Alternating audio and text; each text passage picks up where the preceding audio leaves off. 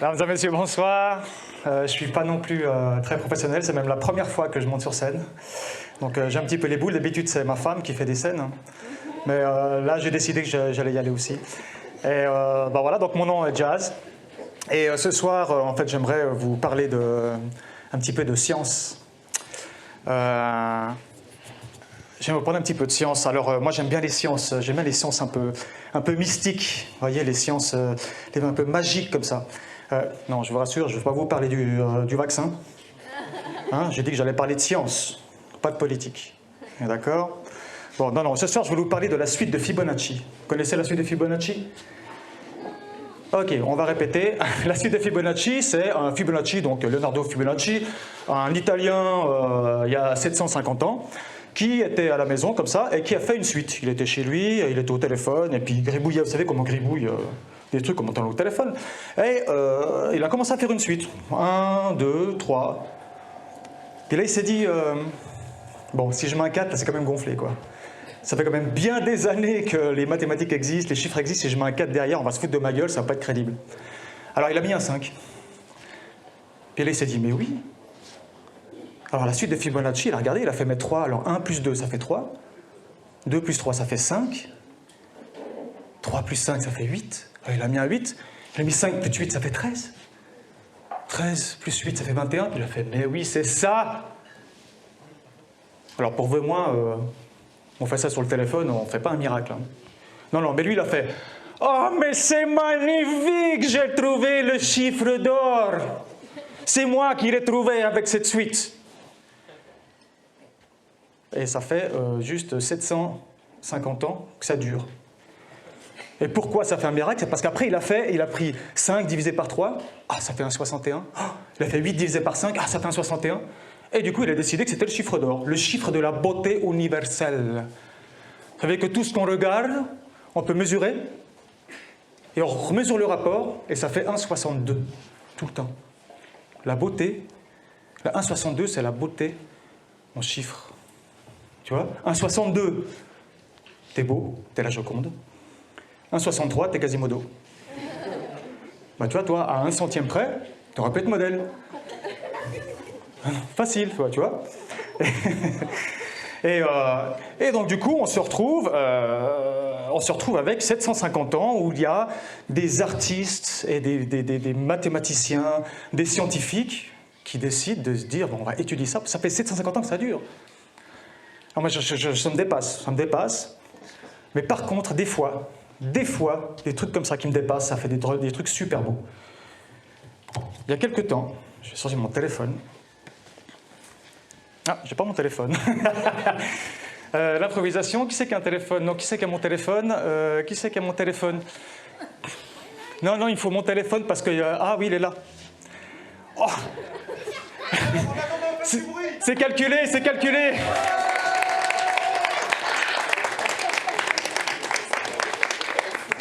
Merci. Alors voilà, j'ai trouvé une application absolument incroyable. Ce sont donc un regroupement d'artistes et de scientifiques qui ont décidé de faire cette application. C'est un truc de fou. Je vous le dirai après ce que c'est un truc de fou. Ils ont fait une application. Ils ont fait une application. Vous savez un petit peu ces applications qu'on regarde, vous savez quand on regarde les étoiles et on sait quel soleil c'est, quelle planète c'est. Mais là ils ont fait pareil avec le chiffre de Fibonacci. Avec la beauté universelle, 1,62. Ça veut dire que ça mesure les distances entre les choses. Je me suis dit, mais c'est absolument génial ça. C'est pour montrer en fait que la beauté est partout. Alors je suis allé vers les arbres, vers les feuilles, et j'ai regardé, 1,62.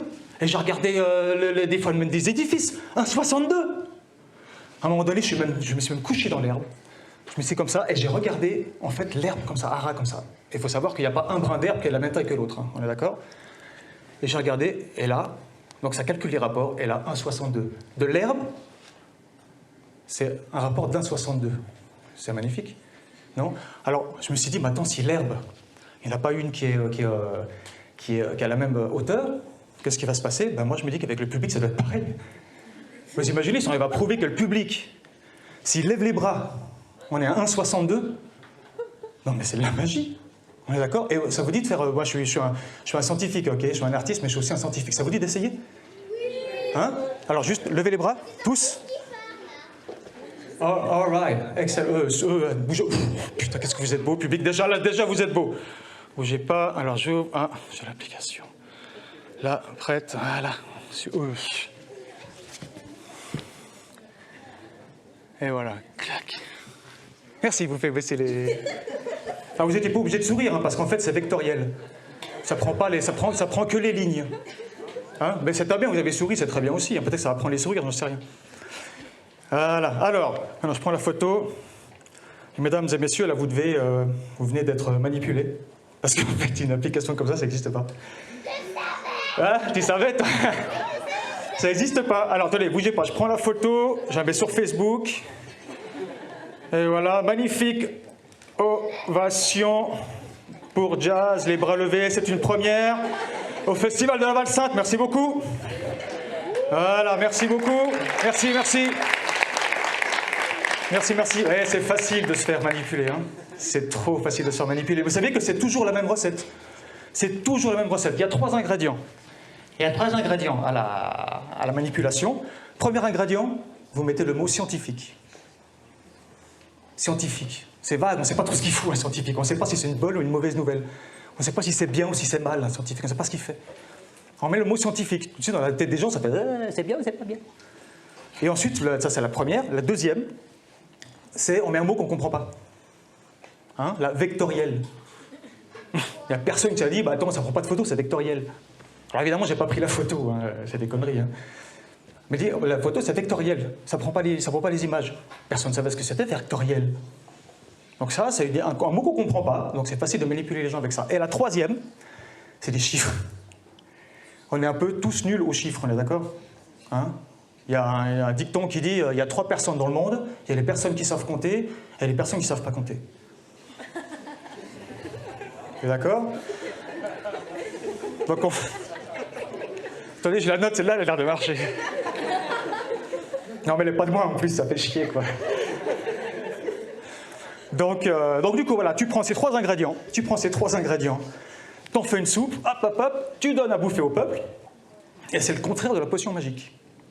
La potion magique, ça te fait une grande force, et bien cette solution-là, et ben ça te fait... Et c'est comme ça qu'on fait pour manipuler les masses. C'est facile. Il y a un autre truc avec lequel on arrive bien à manipuler les masses, c'est les statistiques. Les stats. Comme ça, quand on dit les stats, c'est une science, les stats. Je m'en fais une science, les stats. Alors, je vais vous raconter un truc qui m'est arrivé personnellement, hein. Cette fois, c'est vrai. Alors, ça m'est arrivé. Alors, j'ai très peur de l'avion. Hein. J'ai super peur de l'avion. Et alors, chaque fois que je dois prendre un avion, je regarde sur Internet, quoi. Je sais pas, comment c'est fait un avion, comment est formé un mécano, comment sont gonflés les pneus, enfin un truc de fou, c'est de la paranoïa complète, quoi. Et je me dis, mais peut-être que le mécano qui fait ça, qui répare l'avion, mais peut-être qu'il est hyper dépressif. Puis je dis, tu sais, on voit des fois dans les films, le mec est là, puis il va sous l'avion, puis il dévisse le petit boulon de 10. On me dit, enculé, on doit se crever. Et tu vois la vis qui fait juste long. Et je me demande ça, en fait, je me demandais ça, si vraiment ça marche, pour de vrai. Je sais pas, peut-être. Et donc, à force de chercher comme ça sur Internet, qu'est-ce que je tombe? Je tombe sur une statistique de fou. Aujourd'hui, c'est vrai, hein, aujourd'hui, on aurait une chance sur 1 million pour qu'un passager rentre dans un avion avec une bombe. Une chance sur 1 million, on se dit, bah ça va. Une chance sur 1 million, mais une chance sur 1 million de... Une chance sur 1 million. C'est 1 million de quoi? Une chance sur 1 million de passagers. On est d'accord? Vous savez que jusqu'en 2019, parce que maintenant c'est plus le cas, jusqu'en 2019, il y avait 4 milliards de passagers par année dans les avions. 4 milliards! Alors, c'est difficile de se rendre compte. 1 million, milliard, c'est des gros chiffres, on ne se rend pas vraiment compte. Pour vous rendre vraiment compte, on va prendre l'unité de la seconde. Donc 1 million de secondes,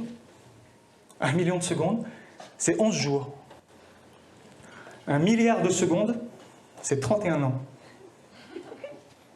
T'es millionnaire, toi, ou milliardaire?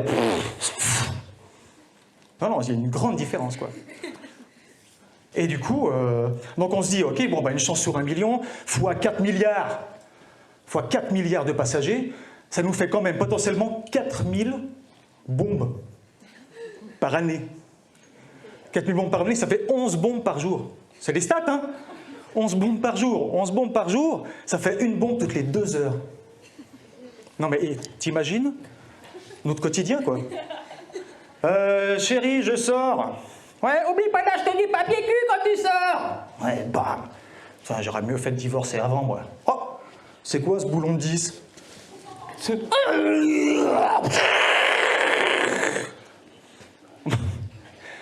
Non, mais il n'y aurait pas que des avantages, hein. Non, non, ça permettrait aussi à nos assurances de nous monter les primes, hein, ça c'est facile. Hein. Et au final, vous savez combien de bombes ont pété dans les avions depuis 1933, des vrais chiffres, hein. 23. Vous vous rappelez tout à l'heure, on parlait de la suite de Fibonacci. C'est quoi le rapport, en fait? Ça fait combien de moyenne par année? Hein? Qui c'est qui le dit? On l'a dit, c'est quoi le chiffre? Hein? 1,62? Ah, nice! Mais non, abruti, ah, putain. On vous fait dire n'importe quoi, on vous a fait croire n'importe quoi et on vous fait dire n'importe quoi. Mais non. Ça fait 0,3 bombes par année. Soit 5500% de moins que ce que disent les statistiques. Alors bon, moi j'ai une question, quoi. C'est qui le connard qui fait des bombes pareilles? Non mais c'est un incompétent, le gars, c'est impressionnant, non? Je sais pas, c'est le même qui fait les vaccins. Hein, on est d'accord? On est bon, alors, on est d'accord? Non mais on sait que les chiffres, c'est facile de tromper les gens avec les chiffres. C'est trop facile. Qu'est-ce que je veux dire après? Non, c'est pas... Hein, on sait tous que les statistiques, elles sont biaisées à 97,3%. Et puis que le 2,7% qui reste se partage les 50% du subside total du Bureau des statistiques. Ça fait combien, ça? Vous avez vu, hein? Ouais, combien ça fait? Vous avez vu, hein, dès qu'il y a des chiffres, hein, c'est facile de tromper le monde. Hein. Alors moi, depuis que je sais ça, et puis que je dois faire un choix de statistiques, pas dans les votations, par exemple. Hein. Les votations, on a toujours dit sur des statistiques. Hein. L'initiative, elle a été faite parce qu'il y a tant de ci, il y a tant de ça, il y a trop de ci, il y a trop de ça, et on doit voter. Moi, j'en sais rien. Alors, ce que je fais, je fais voter la grand-mère. Une grand-mère à 3 cochons, un qui pue, un qui pète, un qui sent la cigarette.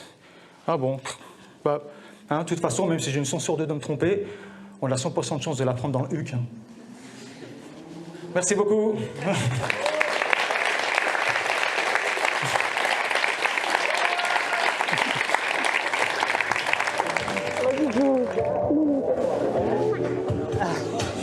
Ah, je l'ai fait. Oui, tu l'as fait.